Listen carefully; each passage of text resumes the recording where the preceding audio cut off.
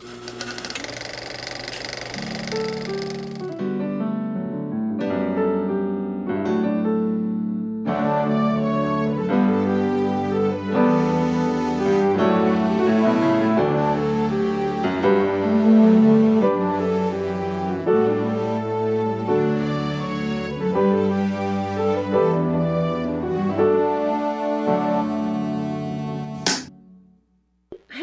Bianca. How are you? I'm fine. How are you? I can't tell you how exciting it is to speak with you about 3 minutes. Oh my God. I was spellbound by this documentary, Bianca. Okay. Absolutely spellbound. Thank you. Just so fascinating. And the way you take us through the voiceover narration and interviews, and we learn all about the process in expanding this degraded 3 minutes 33 seconds and 28 hundredths of a second video film. Yes, yes. Just fascinating. How did this story even find its way to you? I think I heard that you found out about the film on Facebook or social media. The original Yes, three minutes. on Facebook, I found a post called 3 Minutes in Poland, and I found it a very intriguing title. So I clicked on it, and it turned out to be a book written by David Kurtz, 3 Minutes in Poland. And the book was about the film his grandfather, David Kurtz, shot when he was on holiday in Europe and made the detour to the town of his birth in Poland, in Nasielsk, not so far from Warsaw. And when Glenn found his footage back, he realized the historic importance of it and donated it to the Holocaust Memorial Museum in Washington, and they restored it and made it available on their website. So in that Facebook post, this was all told. So I thought, okay, let's go over there and watch it. While watching it, I was immediately, drawn in completely for a large part, because a big part of the footage is in color, which is of course very rare for that time, and made it feel much more contemporary and closer to you than the usual black and white does. And you see a kind of vibrant street scene with a lot of kids trying to be in the frame and really looking right at you through the lens, and makes it extremely vivid scene of people that would be murdered and their culture erased not so long after the footage was shot. Mm-hmm. And while I was really getting into it, this 3 minutes, boom, it was over, because 3 minutes was, of course, not that long. And then I already had the idea, wouldn't it be great if we could make this footage last longer in some way, to extend it, to have more time in this film. But I wasn't working as a filmmaker, so I didn't do anything with this idea. Mm-hmm. But a few weeks later, I was asked by the Rotterdam Film Festival if I wanted to make a video essay.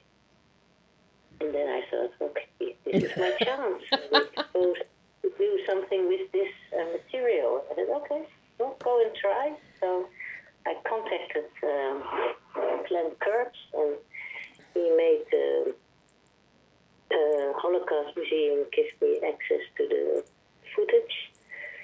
And then we worked on it for another 5 or 6 years.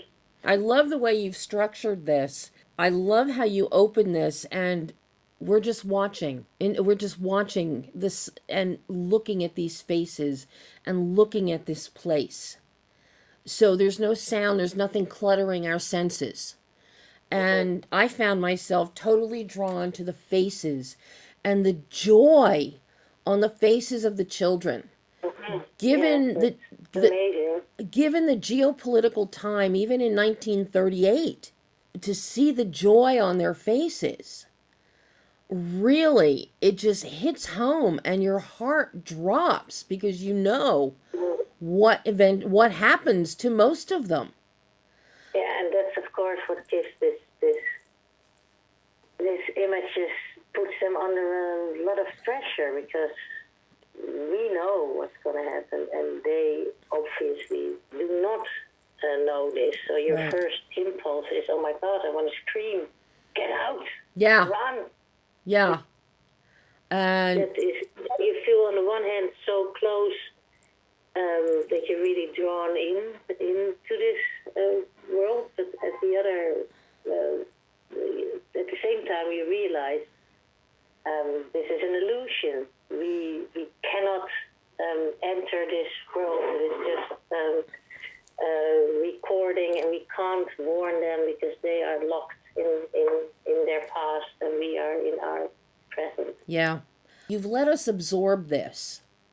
And it is somewhat of a shock for anybody watching, the realization of what is imminently going to happen to these people. But then you slowly introduce us, and I think Helena has done an amazing job narrating. Absolutely a fantastic job. Her voice is very calming. It's very soothing. And you punctuate that when we hear from Glenn Kurtz, when we hear from other people that suddenly, once the film became available, the 3-minute film, they're recognizing a grandfather, a friend, just and for you to structure it this way and take us through the steps of breaking it down. Okay, we see people, but what about the places? What about the little grocery store? And you bring in the Polish researchers and the trees on the street, the linden trees, and you use botanists to... I think in this case, because the material is so rare, and it's such a gift that we have it, every little thing that we can find out about it works as a kind of small victory against the erasure, as a kind of revelation. Right down to the costume historians, when they're able to look at the fabric and the style of clothing and the whole history of the buttons and the button factory. Oh my God. I mean, at every turn, Bianca, you were drawing me in deeper and deeper and deeper. My father's whole family came from Germany. Many were there during World War II. Oh my God. So I grew up hearing stories from my great aunts and uncles and cousins depicting both sides of what was happening. And I knew so many immigrants who would come over, escaping, not just Germany, but Poland and even to a large degree Russia, and they came to Philadelphia. And a lot of them settled there. So, and I would see old photos, but never actual footage of this time and these people. So for me, this became really a personal connection to Europe. Amazing. Yeah. How challenging was it for you to find these experts who could come in and work with you at describing the processes that they were taking to identify the trees, and then the history about the postcard Mr. Kurtz's postcard that he had sent from Linden Cafe on Linden Street. That's also amazing, eh? How did you go about securing all of these experts and having them come on board and record their processes? And of course, most of the research was already then done by David Kurtz for his book, 3 Minutes in Poland. So I could, that was my biggest source, let's say. And I was as well interested in finding out as much as I could, albeit the most mundane, like what trees are we actually looking at, or what is this flower, what we're seeing. So we did a lot of research on that, as well as on the dresses of the women and so on. And we just wrote to a lot of mail with a lot of botanists and costume historians and that sort of thing, to try to find as much information as we possibly could. And of course, then you have, during that process, you have a lot of dead ends, because the material is very fragile and sometimes blurry, so a lot of experts would not feel comfortable saying, oh, this is definitely so-and-so. So a lot of things have not been found out yet, but who knows what the future will bring. Maybe even if someone sees it, it might lead to another identification of a person. We see. And this is what you and your editor do, Katharina Wartena, do so beautifully, Bianca, is in structuring this film and editing it. You develop an incredible through line. But what you also do is, by repeatedly showing images, certain excerpts of the 3 minutes over and over with new little bits of information, you start to feel a connection to the people. As we're learning about the things, that's telling us more about the people. And then you start honing in on just the faces.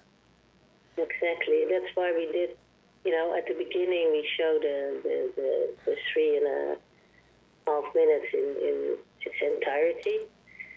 And then it's the first time, so you see it, you don't know what is this, who are they, etc.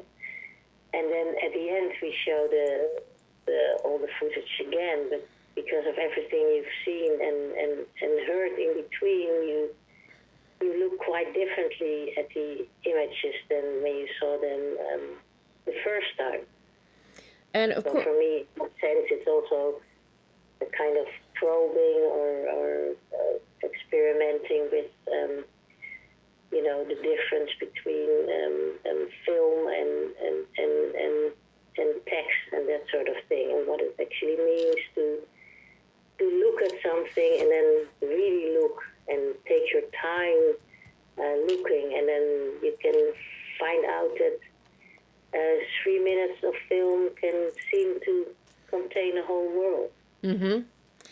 Something that you also do that I truly love is, as we're hearing about, okay, this person gets recognized, and then talking about this boy wearing the newsboy cap. Okay, well, they didn't connect, but the boy with the newsboy cap, he knew somebody else. And then you're taking those film images and you're reinforcing the friendships or the acquaintances, so that we get to understand the dynamic of the community.